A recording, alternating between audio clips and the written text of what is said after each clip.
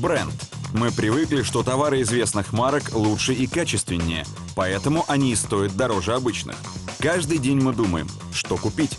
Продукцию, что называется, с именем, которая подороже, или товар неизвестной марки подешевле.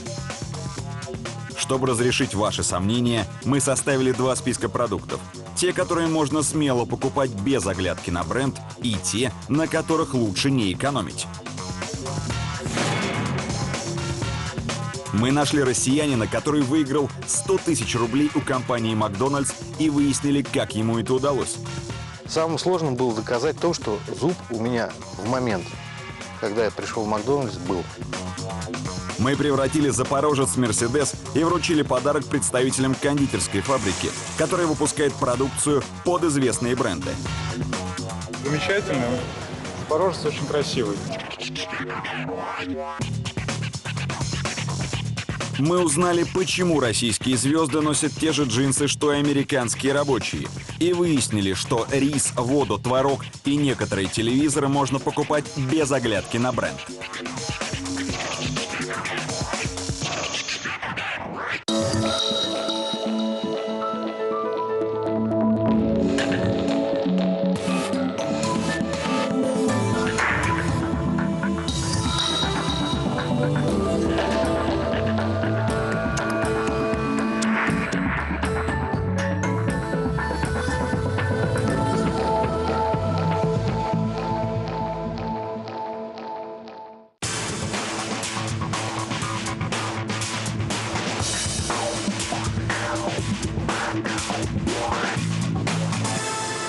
Обычно, видя знакомый логотип и известное название на этикетке, мы берем товар, что называется, не глядя. Потому что уверены, известная и крупная фирма не будет портить свою репутацию и делать некачественный товар. Именно поэтому чужим именем часто пользуются недобросовестные производители. На прилавках лежит чай «Линтон», как две капли воды, похожий на чай известной марки. Кроссовки «Абибас», ликер «Беллинг», сок «7Я». С 3 метров эти клоны трудно отличить от товаров известных брендов.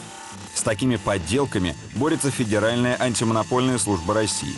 Например, одному из заводов запретили выпускать вермут «Мартуни», очень напоминающий итальянский мартини. Правда, антимонопольной службы на всех не хватает, плюс в суде очень сложно доказать, что один бренд похож на другой. Поэтому мы решили бороться с производителями своими методами.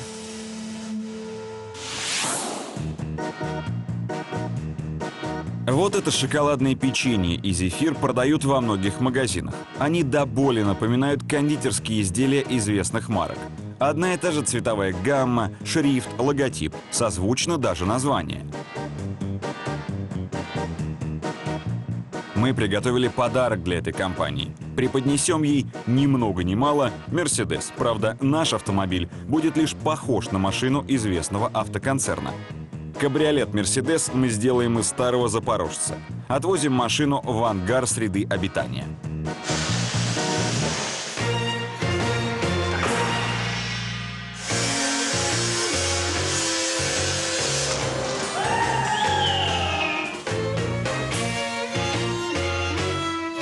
Дело за малым. Крепим на капот заветный значок. Ну чем не «Мерседес»? Дешево и сердито. Так вот, так как это подарок, украшаем его огромным бантом и везем в офис компании.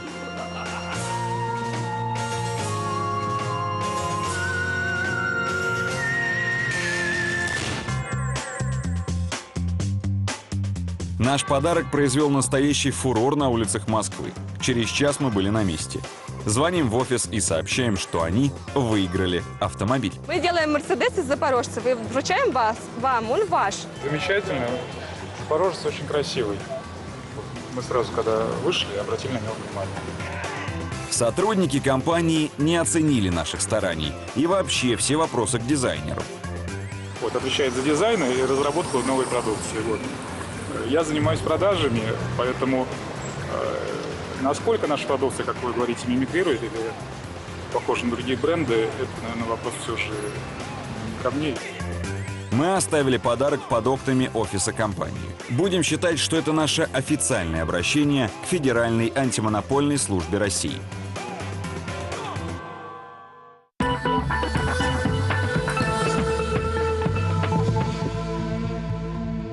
Что купить? Об этом мы обычно думаем, стоя у прилавка магазина. Вот продукты, которые мы каждый день видим в рекламе по телевизору. Рядом товары неизвестных производителей. Чем, к примеру, рис известной марки отличается от риса no name, то есть без имени? Стоит ли переплачивать за бренд? Узнаем. Давайте заглянем в тележки покупателей, которые берут еду на неделю, и составим два списка. В одном та еда, которую можно брать, что называется, не глядя. В другом будут продукты, которые лучше покупать, ориентируясь на бренд. Сначала узнаем, какая еда вкуснее. Правда ли, что магия бренда также магически действует на вкус? Покупаем рис, консервированный горошек и кукурузу, сосиски. Сервируем столы в торговом центре. Предлагаем людям попробовать. В желтых тарелочках будут продукты известных фирм. В фиолетовых – малоизвестных, чуть дешевле. Покупатели об этом не знают. Горох и кукуруза известной торговой марки действительно, по мнению участников, оказались вкуснее. Кукуруза с горошком, мне кажется, здесь повкуснее и помягче. Кукуруза это вкуснее. В рисе дегустаторы вообще не почувствовали отличия. Рис похож. Не вижу разницы, да. А вот сосиски малоизвестной марки, по словам участников, вкуснее. Здесь вроде больше специй добавлено. Это, мне кажется, понатуральнее. Это вкуснее и мягче. Второй этап. Покупаем два образца рыбных консервов, сметаны и творога. Один известный, другой no name. И сдаем в лабораторию. Эксперты сравнят их. А вы узнаете, чем творог «Президент» отличается от творога из Вологды, а сметана русская от сметаны «Мещерские росы». Смотрите через 20 минут.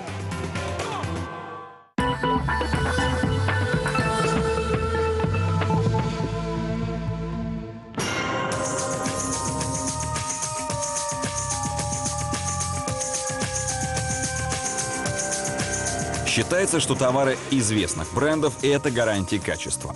Корпорации тщательно следят за безопасностью выпускаемой продукции. Но это не всегда так. В частности, в начале 2013 года по Европе прокатилась волна разоблачений сразу нескольких крупных производителей мясных полуфабрикатов, которые вместо говядины использовали неуказанную конину. Правда, в случае возникновения спорной ситуации с крупной корпорацией можно судиться. Она точно не исчезнет внезапно.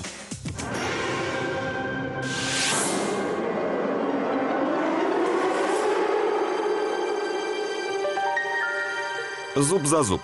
Для Константина Косолапова из Санкт-Петербурга это выражение стало пророческим. Он отсудил у компании «Макдональдс» 100 тысяч рублей за сломанный зуб.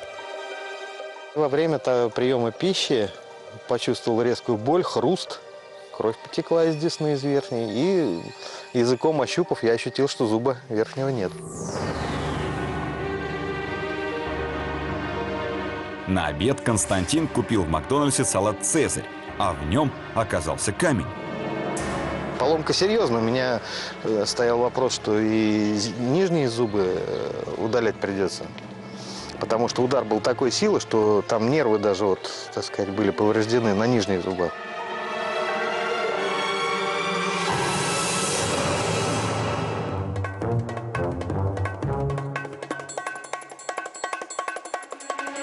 Сначала Константин попытался разобраться на месте, но на его жалобу не отреагировали.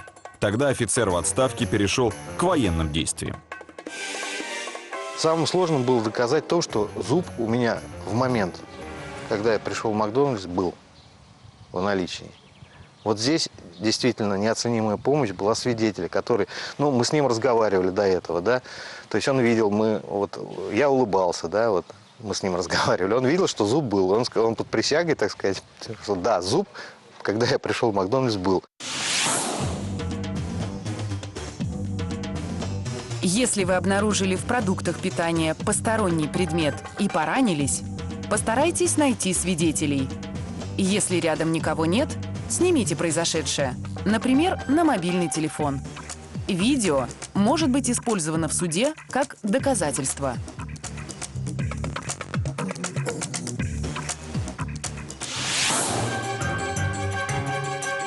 Следующее, что предпринял Константин, сделал запись в книге жалоб и предложений о возникшей ситуации. Попросите сотрудников компании сделать для вас копию страницы из книги жалоб и предложений с вашим заявлением. Они обязаны удовлетворить вашу просьбу. В крайнем случае сфотографируйте свою запись. Это также будет являться доказательством в случае судебных разбирательств. Предложил им произвести экспертизу.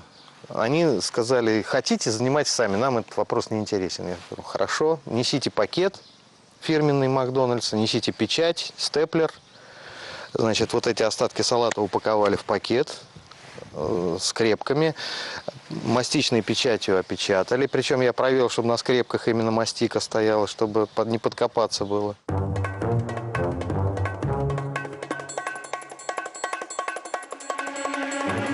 Судебные заседания несколько раз переносили, направляя дело на новое рассмотрение. Чтобы вынести окончательное решение, суду понадобилось около года. В результате Макдональдс выплатил деньги Константину Косолапову. До этого в России такая крупная корпорация еще не проигрывала частным лицам.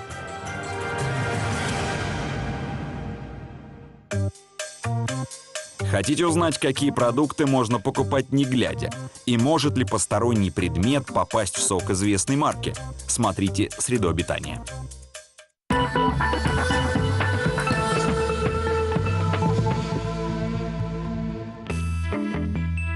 При выборе продуктов лучше ориентироваться не на известную марку, а придерживаться правила «доверяй, но проверяй». Мы решили поступить именно так. Сравним, как работает система безопасности на крупных и мелких пищевых предприятиях. Сначала приезжаем на завод, принадлежащий крупной компании. Все производство закрытое, нигде нет доступа, соответственно, воздуха. И по трубам сок поступает на следующий этап через металлодетектор. Металлодетекторы, инфракрасные лучи, фильтры. По словам сотрудников, не то что посторонний предмет, даже пылинка не сможет попасть в готовый продукт. Проверим это. Создадим опасную ситуацию на производстве. Сейчас мы проверим, как работает система безопасности.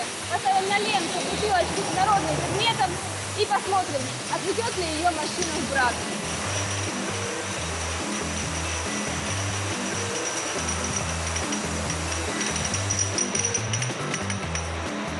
Вот и наша бракованная бутылка. Мы пробовали снова и снова.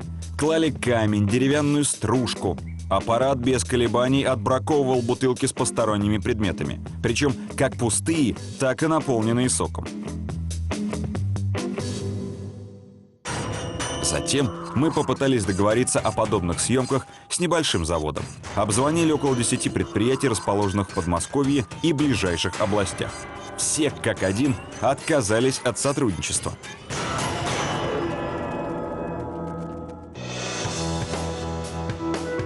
Программа «Среда обитания» выходит в эфир уже больше 3 лет.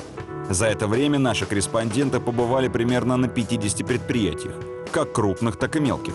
Мы своими глазами видели, как производят молочные продукты, консервы, мясо, полуфабрикаты, соусы, напитки. И убедились в том, что заводы, принадлежащие крупным компаниям, более тщательно следят за безопасностью. А вот на небольших предприятиях можно увидеть и такую картину.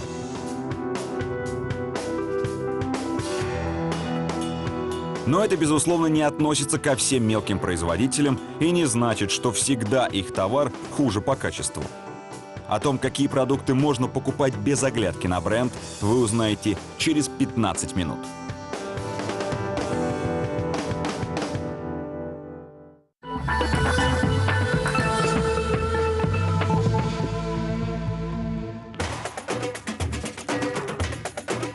Вода. Пить воду из-под крана мы уже разучились. Производители бутилированной воды убедили нас в том, что так можно подцепить кишечную палочку и другую заразу. И начали продавать якобы чистейшую воду втридорога. Литр воды сегодня может стоить дороже, чем литр бензина. Причем, чем престижнее марка, тем вода, как правило, дороже.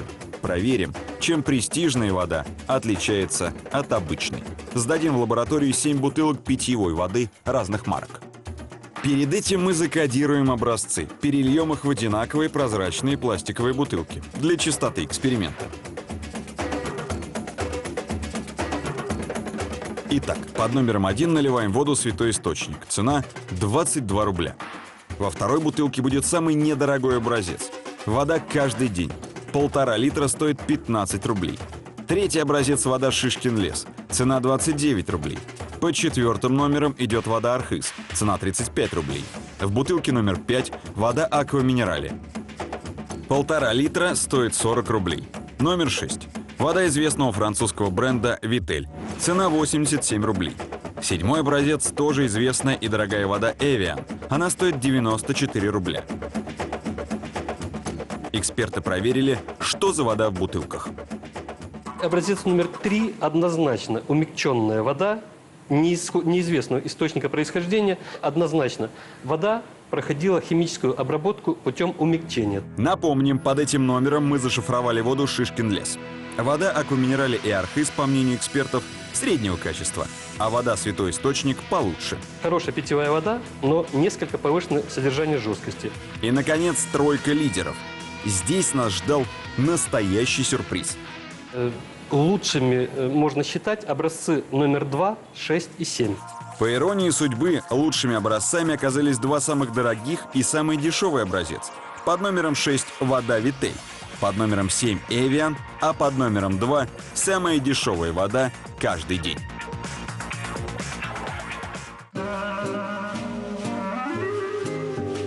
Но может быть, вода известной марки хотя бы вкуснее? Ведь даже самые точные приборы не могут попробовать воду на вкус. Устроим слепую дегустацию среди участников светской вечеринки. Они чаще всего пьют именитую воду, то есть, по идее, должны отличить ее вкус.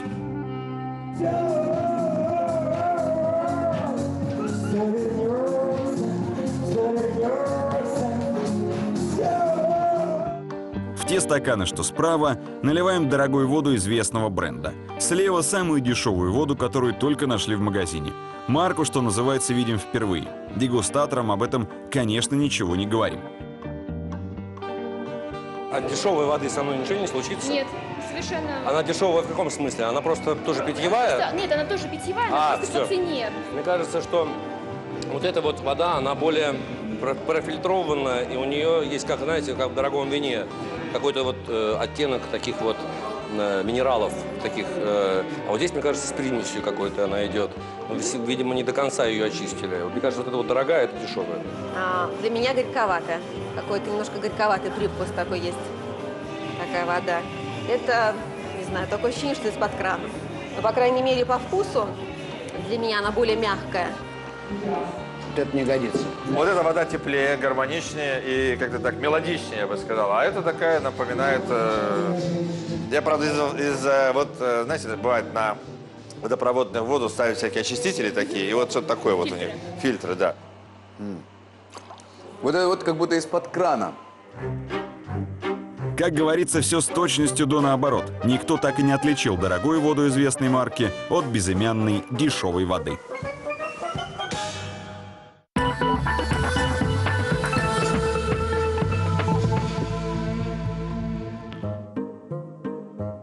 Красивые и яркие упаковки не всегда залог хороших продаж. Сегодня у покупателей успехом пользуются товары, упакованные в стиле времен СССР. Многие убеждены, что это залог их высокого качества. Часто производители пользуются этими ностальгическими настроениями. Так называемый советский период. Он достаточно узнаваемый, он лаконичен, он, быть может, не слишком ярок, не слишком полиграфичен, но в нем есть основная составляющая. Он вызывает ощущение ностальгии, умиления по тому самому времени, когда все было дешевле, все было свежее, все было натуральнее. В магазинах все больше появляется, например, так называемых термостатных кисломолочных продуктов, то есть кефира, ряженки, простокваши в стеклянных бутылках, как много лет назад. Стекло дает отсыл к советскому периоду, к периоду, когда все природное, все натуральное, все можно было видеть, и обязательно в стекле, потому что это самая надежная упаковка. Стоят такие продукты почему-то тоже дороже, чем обычные. Чем отличается термостатный кефир и стоит ли за него переплачивать? С этим вопросом мы обратились в Молочный союз России. Какой-то дополнительной полезности технология термостатная по отношению к резервуарной не придает. Разница лишь в способе внесения закваски. Обычный жидкий кефир или ряженку сначала сквашивают в больших резервуарах, а затем готовый продукт разливают по бутылкам. И в последующем готовый продукт из этого резервуара фасуется с использованием насосов. Понятно, что насос, лопасти, вращение разбивает сгусток и меняет текстуру продукта. С термостатами все сложнее. Закваску вносят в молоко, разливают по бутылкам, а только потом сквашивают. Этот расфасованный продукт нужно разместить на палеты, на какие-то стеллажи. Эти стеллажи нужно поместить в специальную камеру. То есть это дополнительные затраты и дополнительные, в том числе и какие-то технологические, инфраструктурные, строительные решения, которые, безусловно, ведут к удорожанию продукта. Помимо новых брендов в советском стиле, на прилавках все еще можно найти продукты реальных брендов времен СССР, которые многие помнят с детства. Шоколад «Аленка», напиток «Буратино», мороженое «Лакомка», печенье юбилейное, советское шампанское. Раньше это были не просто торговые марки, а эталоны качества.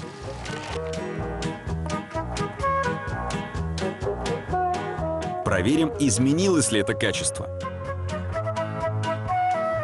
Все советские бренды условно делятся на две группы. Первая группа – торговые знаки, которые принадлежат только одной компании, в которые могут входить несколько предприятий.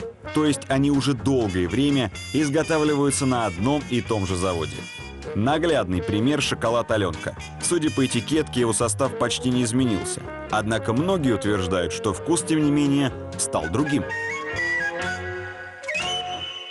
В состав «Аленки» входят те же самые рецептурные компоненты, которые были во времена СССР, когда эта рецептура была создана в 60-е годы.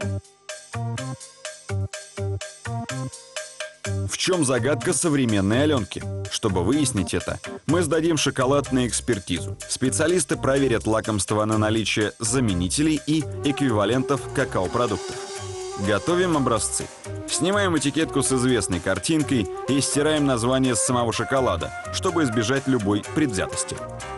Результат экспертизы нас приятно удивил. Эксперты не нашли в шоколаде никаких заменителей и эквивалентов какао-продуктов. Почему же вкус все-таки изменился? С этим вопросом мы отправились в НИИ кондитерской промышленности. За эти годы у нас поменялось качество сухих цельных молочных продуктов, потому что у нас есть в этом вопросе серьезные проблемы. И насколько производитель тщательно отбирает сухое цельное молоко, сухие сливки и какао-продукты, вот этот вопрос очень серьезный.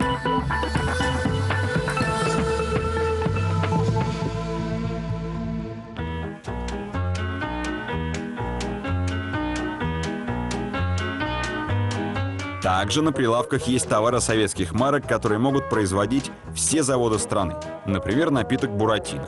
Его рецепт разработали в 60-е годы специалисты Института безалкогольной промышленности. И сразу несколько союзных заводов выпускали «Буратино» по этому рецепту. Сегодня картина немного изменилась. Производители могут менять рецептуру по своему усмотрению. Мы купили 3 бутылки напитка «Буратино» и отвезли сотрудникам Института пивоваренной, безалкогольной и винодельческой промышленности на дегустацию. «Буратино» фирмы «Фонте Аква», «Буратино» компании «Кока-кола HBC Евразия» и напиток торгового знака «Старые добрые традиции Бобылева», изготовленный ООО «Бобби Мэкс». Скоро мы узнаем, какой напиток имеет тот самый вкус.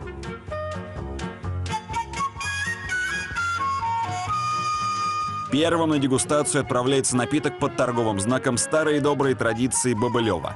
На этикетке написано, что он вернет вас в беззаботное пионерское детство. Его вкус понравился экспертам. Считаю, что образец имеет очень красивый цвет, золотистый, гармоничный, слаженный, очень легкий в своем исполнении. Следующим на дегустацию отправляется буратино компании Фонте Аква. По словам экспертов, помимо сахара производители добавили подсластители.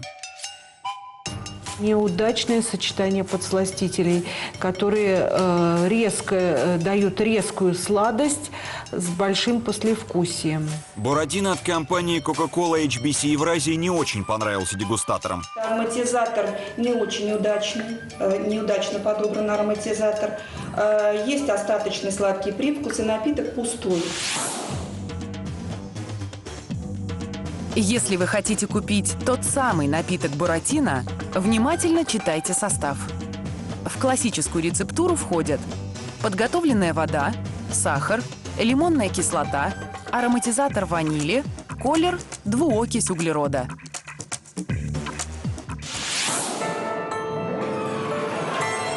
Хотите узнать, какие джинсы носят российские звезды и американские рабочие? И почему лучше не экономить на печени трески? Смотрите «Среду обитания».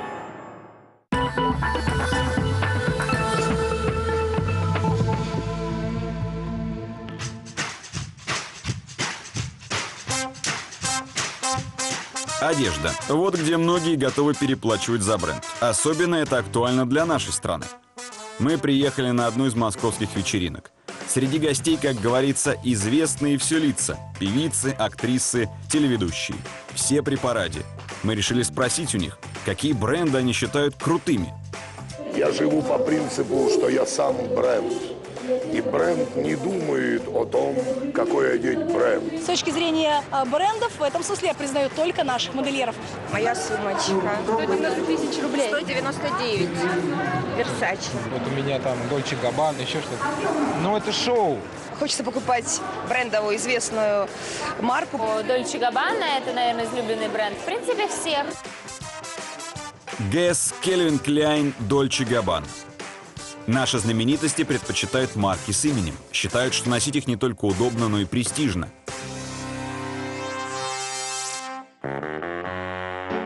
На самом деле не все то золото, что блестит. Многие из брендов, которые так любят российские селебрити, на Западе считаются одеждой среднего класса. Ее покупают даже простые рабочие.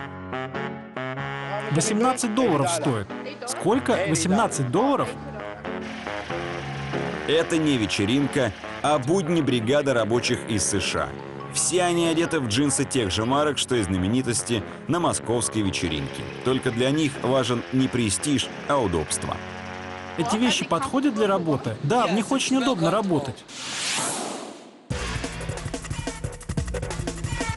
В нашей стране понятие престижности бренда сильно искажено. Зачастую то, что у нас считается крутым, на Западе носят многие. Чтобы отделить мух от котлет, мы разберемся с ценой и престижностью брендов в мировом масштабе. В этом нам поможет опытный байер.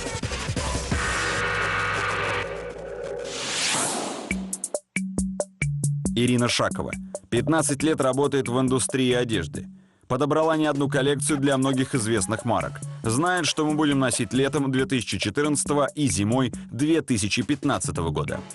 В России престижность бренда определяется прежде всего таким понятием, как круто. Именно крутизной. Такое отношение к маркам и брендам, оно сложилось исторически. Потому что даже если брать средние века, в России всегда предметом роскоши была одежда и средства передвижения. Поэтому чем круче, скажем так, был кафтан, и чем круче были сани, тем, естественно, круче был этот человек. Ирина постоянно ездит из страны в страну, так что не понаслышке знает, что сколько стоит.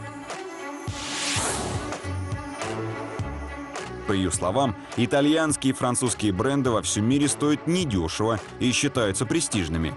Иначе обстоит дело с американскими марками. Первая зона – Соединенные Штаты Америки. Вторая зона – Европа. И третья зона – Россия.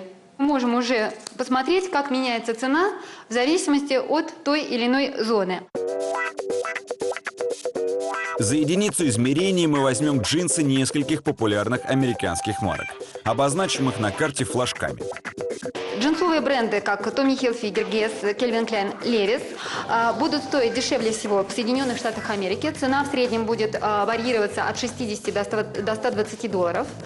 Если мы будем рассматривать те же самые бренды в Европе, то розничная цена в евро будет варьироваться от 90 до 160 евро. Цена их будет самая высокая на нашем рынке и будет варьироваться от 4-4,5 тысяч рублей до 9, а иногда будет достигать и 10, и 12, в зависимости уже от отделки и выборки джинсов.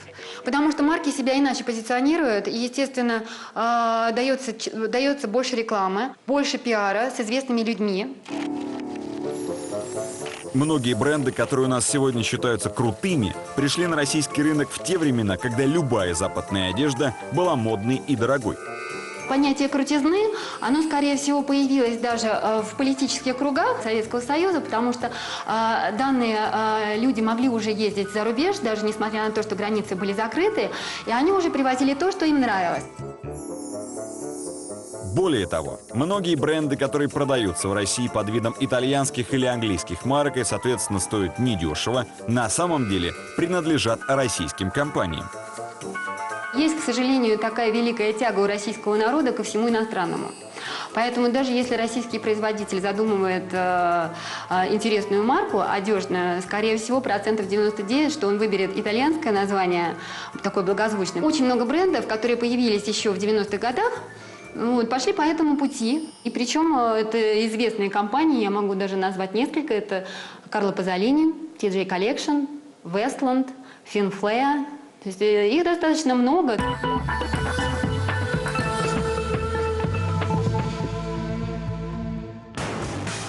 Мы думаем, что сознательно выбираем продукты в магазине. На самом деле, еду мы тоже встречаем по одежке. На любом крупном заводе над выпуском продукта работает целый штат маркетологов, дизайнеров, промоутеров. Причем вкусу и составу порой уделяется меньше внимания, чем форме и цвету упаковки. Дело в том, что производители знают, если нам понравится упаковка, то и продукт, скорее всего, понравится. Цвет, перенесенный на этикетку, упаковку, может повлиять, опять же, через вегетососудистую систему, через нейрокоммуникации левого и правого полушария, и воздействовать, повлиять на вкусовые предощущения. Человеку либо покажется вкусным то, что упаковано внутри, либо нет. Не верите? Тогда смотрите. Один из детских садов Москвы, средняя группа. Сейчас мы угостим малышей ненавистным для них кипяченым молоком с пенкой. Только в разной упаковке, в красивой и невзрачной. Сначала наливаем молоко в обычные кружки и даем попробовать детям. Все при виде пенки кривятся. Если с пенкой невкусно, я вообще ненавижу эту пену. Пенка всегда выглядит ужасно. Просто терпеть не могу. Я, как обычно, выбрасываю в мусорное ведро. У меня дома нету пенки с молоком. У меня там обычное молоко без пенки. Превратить невкусное молоко с пенкой во вкусное молоко с пенкой нам помог опытный маркетолог. Всего-то нужно перелить молоко в цветные стаканчики. Чудесное молоко. Волшебное молоко, оно кроется здесь. Молоко красавицы, молоко, которое любят ваши куклы, кроется в этой цветовой гамме. Добавить туда надпись об удивительном чуде, которое кроется внутри. И девочки, да и мальчики, конечно, будут с удовольствием потреблять этот продукт, даже если там будет пенка, ведь это же чудо. Но это в теории. Может, на практике эта уловка не сработает? Проверим.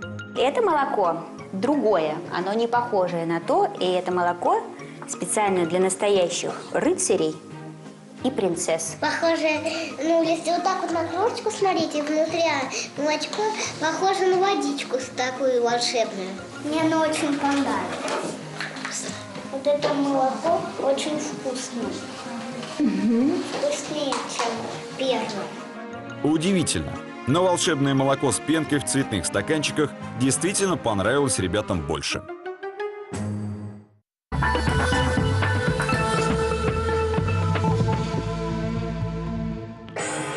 Самая большая проблема брендов в том, что их часто подделывают.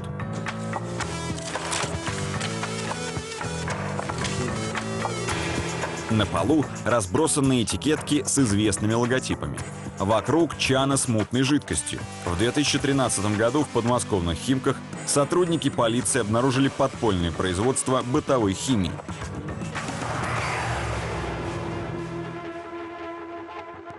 В ходе мероприятия из незаконного оборота изъято более 1500 бутылок готовой продукции бытовой химии и более 2000 литров сырья для ее производства. Подделки под продукцию известных марок изготавливались здесь без лишних церемоний. Работники цеха на глазок размешивали хлорку с другими химикатами, разливали по бутылкам и вручную клеили этикетки. Производительность цеха была внушительная. Помимо изъятых 1500 бутылок, подделки успели отправить в торговые точки. Сколько фальсифицированной продукции попало на прилавки, точно сказать никто не может.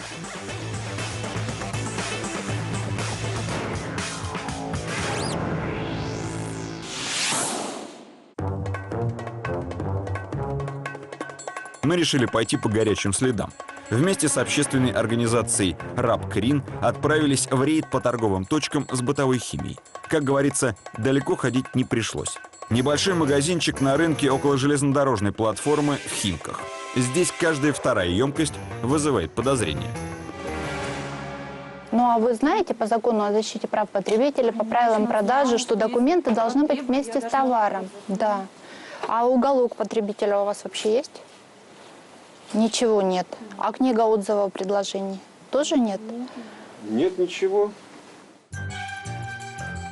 Смотрите сами. Вот так выглядит бутылка чистящего средства из подпольного цеха.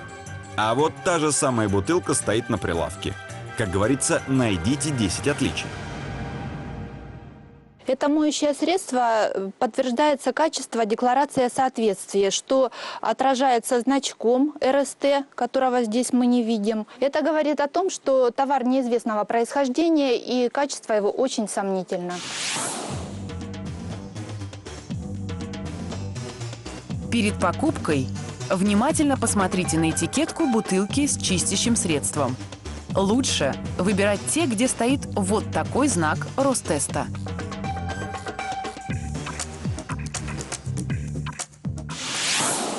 Документ, сама декларация о соответствии должна быть в месте продажи товара, обязательно вместе с товаром. Здесь нет ни документов, ни знака соответствия, нигде. Помните, средства бытовой химии являются товарами обязательного декларирования. В магазинах на них должна быть декларация соответствия. Она выглядит вот так. На ней обязательно должна быть печать синего цвета.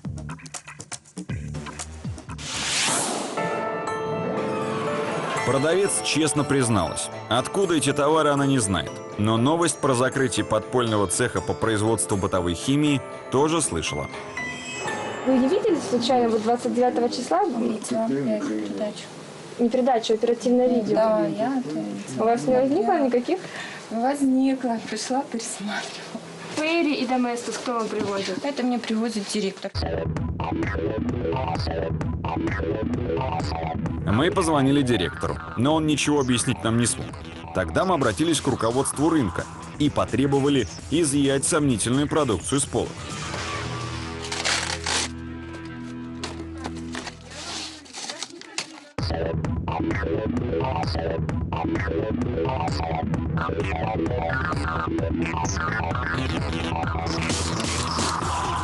Поддельные чистящие средства из химкинского подпольного цеха могут до сих пор встречаться в продаже. Отличить их можно по меньшей мере по двум признакам. Во-первых, этикетки наклеены неровно. Во-вторых, крышки на бутылках закручены неплотно, и если их наклонить, жидкость начинает выливаться.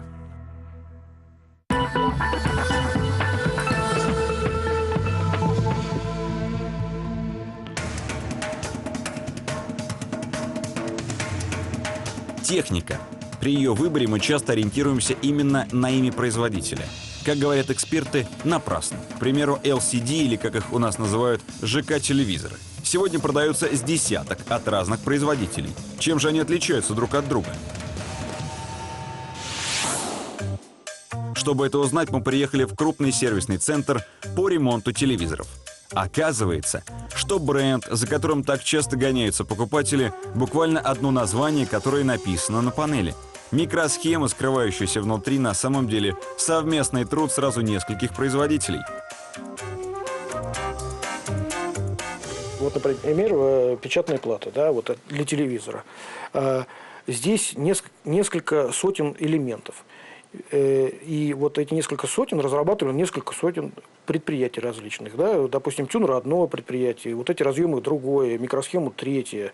И все вот это потом на заводе появится. То есть они зарабатывают деньги на то, что продают эти детали. Япония, Корея, Китай.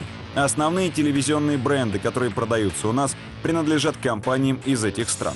Российские покупатели, конечно, стремятся купить японские телевизоры и даже готовы переплатить за технику из страны восходящего солнца. И тоже напрасно. Не существует на данный момент японских телевизоров. Их просто нет. Все японские телевизоры производятся в Китае. А китайские телевизоры, по словам работников центра, ничем не хуже корейских. Основные элементы в них одинаковые, а цены разные. И платим мы чаще всего только за бренд. Обе платы сделаны в Китае. Да? И вот вы видите, и качество очень хорошее. Ничего здесь не отваливается, ничего здесь не гнуто, и все идеально. И еще. Часто телевизоры разных фирм собираются на одних и тех же заводах, одними и теми же работниками. Так что сравнивать их по качеству сборки не имеет смысла.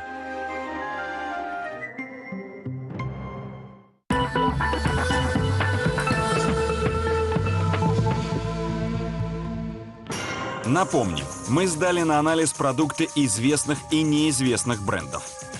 Творог «Президент» и творог из Вологды, сметану «Русская» и мещерские росы. На микробиологические показатели и другие показатели свежести, качества и безопасности этого продукта. По этим показателям и творог, и сметана всех фирм проходят. Затем эксперты искали в продуктах растительный жир, бич современных молочных продуктов. Оба творога прошли и этот тест. По всем перечисленным показателям данные продукты соответствуют нормам. А вот сметана малоизвестной марки оказалась не сметаной. В данной сметане мы обнаружили присутствие растительных жиров, и их там 72%. Поэтому она не является именно сметаной, это жиросодержащий молочный продукт. Самое интересное, что в составе указаны только сливки и закваска молочно-кислых культур. Мы отправили результаты экспертизы на молокозавод, который выпускает этот продукт.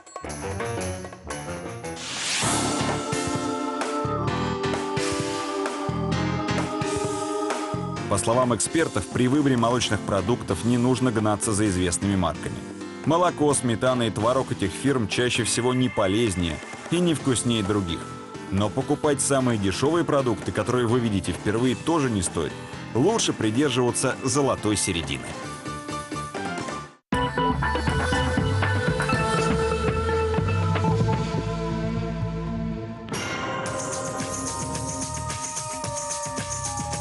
Рыбные консервы. В лаборатории сравнивали горбушу комбината ООО «Сахалин» и известной фирмы «Беринг».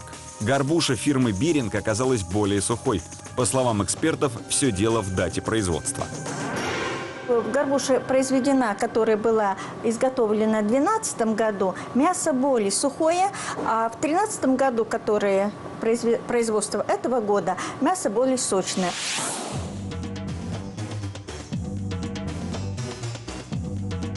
При выборе рыбных консервов обращайте внимание на дату производства. Лучше выбирать консервы, изготовленные с сентября по декабрь.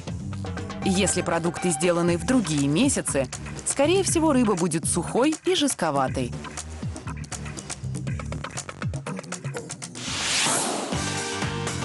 Также специалисты сравнивали печень трески. Сначала консервы фирмы «Беринг». Здесь чистая печень, кусочки. Мы видим, что здесь больше нет никаких дополнительных включений, ну и включений и внутренности рыбы. Здесь только печень. Затем проверяли печень трески завода ОАО «Мурманский рыбокомбинат рыбзавод Большекаменский». Здесь все перемешано в виде фарша. Здесь трудно сказать, печень ли здесь или еще что-то намешано.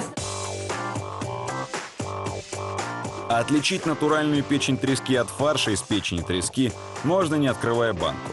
На этикетке качественных консервов должно быть указано: печень трески натуральная.